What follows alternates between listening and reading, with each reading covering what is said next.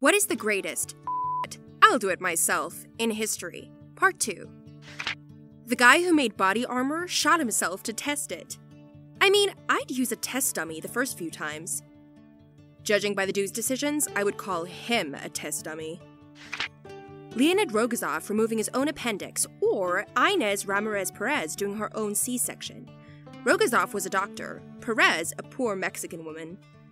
I remember reading a story about a woman, possibly stuck on a boat, who was forced to do her own C-section and stitched herself back up with fishing line.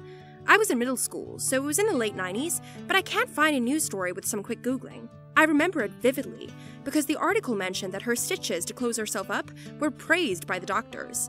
I had a proper C-section 9 months ago and couldn't even imagine. Metallica fired Dave Mustaine, 1983, because he was sort of a control freak and wanted to take the band in a more prog or jazz metal direction. He was also abusing drugs and was known for violent behavior at the time. He went off and created his own band, Megadeth, and over the next 30+ years, he sold millions of albums and toured the whole world writing and controlling pretty much everything he's ever wanted. It seems they've all now patched things up. Dude is an absolute genius beast of a guitarist and songwriter. Also, when guitarist Hillel Slovak died, 1988, John Frusciante was a 19-year-old kid and a huge fan of the Red Hot Chili Peppers. He was heartbroken and didn't want to see the end of his favorite band. So, he went and auditioned to play lead guitar. He got the gig, helped take them to the top of the charts. The rest is history.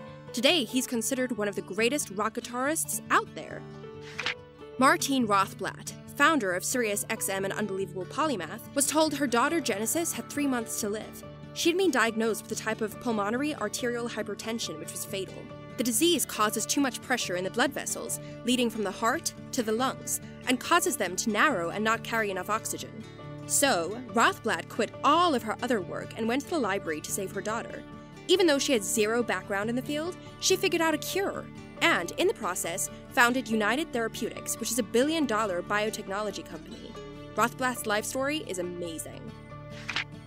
Clara Lemlich, taking the stage at a union meeting in 1909 to declare a general strike after the older male union leaders told the working girls that there really wasn't a point in striking and it would be too hard. Just be patient and deal with it. So, 20-year-old Clara interrupts them, climbs up on the stage, and shouts at the crowd that she's tired of just talk. Time to strike! And everyone went for it. Instant agreement from the workers. Which union? The International Ladies Garment Workers Union, ILGWU. Closest I can think of is Erwin Rommel during the Blitzkrieg, seeing an opportunity to make an exploit and instead of waiting said screw it and charged 200 miles into French territory. Which is interesting since in World War I the German leader, can't remember his name, pushed beyond where he was supposed to since the French resistance sucked, but it partially cost them the war for overextending. Marie Curie, Polish and French chemist and physicist who, without going into great detail, died of constant exposure to radiation while seeking a cure for others, more or less sacrificed herself as a human guinea pig knowing full well the consequences of her actions. Here in Scotland, we have many Marie Curie charity shops who provide funds for hospices and the like. I'm pretty sure she's responsible for saving my ass and many countless others for her pioneering works. Was quoted in July 1912 as saying, "Screw it, I'll do it myself." Allegedly. The Soviet woman that lost her husband to the Nazis sold everything to pay for a tank with a request that she gets to drive it to fight Nazis. Go read up about Maria Oktyabrskaya on Wikipedia. Hannibal of Carthage deciding to take his army over the Alps includes war elephants. When Sony and Nintendo partnered for a CD add-on for the SNES, but Nintendo decided to partner with Philips instead, leaving Sony behind. Sony took all the knowledge about video games that they learned from working with Nintendo and created the PlayStation. All the while, Nintendo was still buying the sound chips for the SNES from Sony. Alexander the Great solving the Gordian knot by cutting it with his sword. Alexander loved to do things like this. During the Malian campaign near the end of his conquests, his army was besieging a citadel. Alexander thought the battle was taking too long, so he took a ladder, climbed up the citadel wall himself, and suicidally jumped over the wall into the heart of the enemy garrison. He sustained awful injuries during this battle, but perhaps in part due to his recklessness, his army was able to complete the siege of the citadel. George Clooney bought his own spy satellite to prove the alleged crimes of an African warlords, because nobody else would. He bought satellite time, not an entire spy satellite. Sir Ranulph Fiennes, after an expedition, I think to the Arctic, had frostbitten digits on one hand. After becoming irritated and uncomfortable waiting for the docs to sort out treatment, he went to his garden shed and amputated them himself. Here's a notable mention, albeit somewhat obscure. Sam Regenstreif once made 40% of the dishwashers in the USA at the time. He fell ill with a kidney stone and went to his local hospital in Indiana. Upon leaving, he was disgusted by the waiting times and quality of care. He took matters into his own hands and created a hospital and founded the Regenstreif Institute. This institute helped map the genome of COVID-19 and translated its finding into 20+ languages, helping the world fight this virus. Henry Ford proposed to buy Ferrari so that Ford could be competitive in the performance car market. The deal was about to be signed, but Enzo only wanted to sell the commercial Ferrari division and not the racing arm. So, Henry Ford said screw it, and thus was born the Ford GT40. Wasn't there that Russian, of course he was Russian, doctor that did stomach surgery on himself with only a bottle of vodka for anesthetic? He was stuck in Antarctica and was the only doctor available. He got a group of people to hold mirrors and hand him stuff, and had another group for if anyone passed out. He then took out his own appendix. During the American Civil War, General McClellan was in charge of the Army of the Potomac. He was an overcautious kind of officer, and he wasn't doing enough to move against Lee's army of Northern Virginia. Lincoln got fed up with the inaction and wrote him a letter in which he asked his general if he could borrow the army, since you're not using it for anything.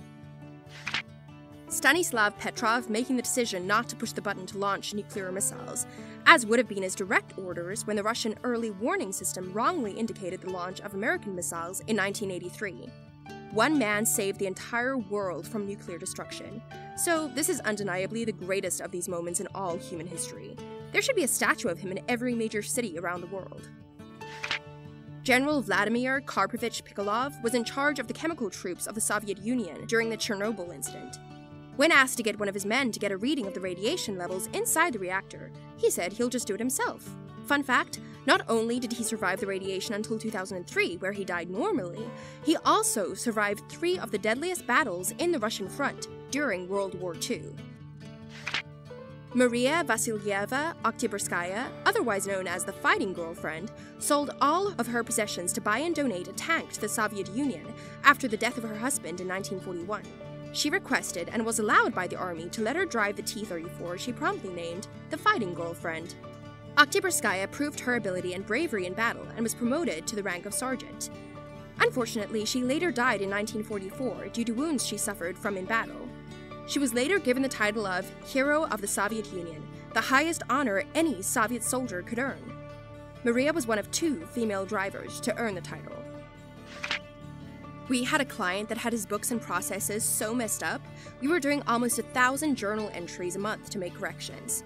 He had 5 full-time people in accounting when he could have gotten away with 1 accountant and 1 cheap part-time billing person. He got tired of our bills and hearing us make recommendations, so he finally said, "I'll do it myself." All 5 of his people quit over the next few months, and last I heard, they weren't even able to bill customers. I recently just trained one of our clients' bookkeepers how to record some regular transactions and how to make the adjusting entries we send back to them at year's end. 10 years and hundreds upon hundreds of clients, and I finally found one who would listen and was appreciative of the time we took to show her what to do. This ultimately lowered our billing with the client, but her boss, our client, is a client for life now because of the value we provided. The referrals are paying more than enough dividends for the lost revenue on the initial client. Dashrath Manji, the Mountain Man. Dude carved a way through a mountain single-handedly to pave a shorter way to a hospital because his wife died due to the lack of treatment after falling from the same mountain. It took him 22 years. The authorities did not react, so he did. This happened in rural India, and there's a movie about him. Clarence B. Craft, Medal of Honor winner in World War II. His citation reads, "He was a rifleman when his platoon spearheaded an attack on Hen Hill, the tactical position on which the entire Nahashiri-Yanaburu line of Japanese defense on Okinawa, Ryukyu Islands was hinged. For 12 days, our forces had been stalled and repeated. Heavy assaults by 1 battalion and then another had been thrown back by the enemy with serious casualties. With 5 comrades, PFC Craft was dispatched in advance of Company G to feel out the enemy resistance. The group had proceeded only a short distance up the slope when rifle and machine gun fire, coupled with a terrific barrage of grenades, wounded 3 and pinned down the others. Against odds that appeared suicidal, PFC Kraft launched a remarkable one-man attack. He stood up in full view of the enemy and began shooting with deadly marksmanship wherever he saw a hostile movement. He steadily advanced up the hill, killing Japanese soldiers with rapid fire, driving others to cover in their strongly disposed trenches, unhesitatingly facing alone the strength that had previously beaten back attacks in battalion strength. He reached the crest of the hill, where he stood silhouetted against the sky while quickly throwing grenades at extremely short range into the enemy positions. His extraordinary assault lifted the pressure from his company for the moment, allowing members of his platoon to comply with his motions to advance and pass him more grenades. With a chain of his comrades supplying him while he stood atop the hill, he furiously hurled a total of 2 cases of grenades into a main trench and other positions on the reverse slope of Hen Hill, meanwhile directing the aim of his fellow soldiers, who threw grenades from the slope below him. He left his position, where grenades from both sides were passing over his head and bursting on either slope, to attack the main enemy trench as confusion and panic seized defenders. Straddling the excavation, he pumped rifle fire into the Japanese at point-blank range, killing many and causing the others to flee down the trench. Pursuing them, he came upon a heavy machine gun which was still creating havoc in the American ranks. With rifle fire and a grenade, he wiped out this position. By this time, the Japanese were in complete rout, and American forces were swarming over the hill. PFC Kraft continued down the central trench to the mouth of the cave, where many of the enemy had taken cover. A satchel charge was brought to him, and he tossed it into the cave. It failed to explode. With great daring, the intrepid fighter retrieved the charge from the cave, relighted the fuse, and threw it back, sealing up the Japs in a tomb.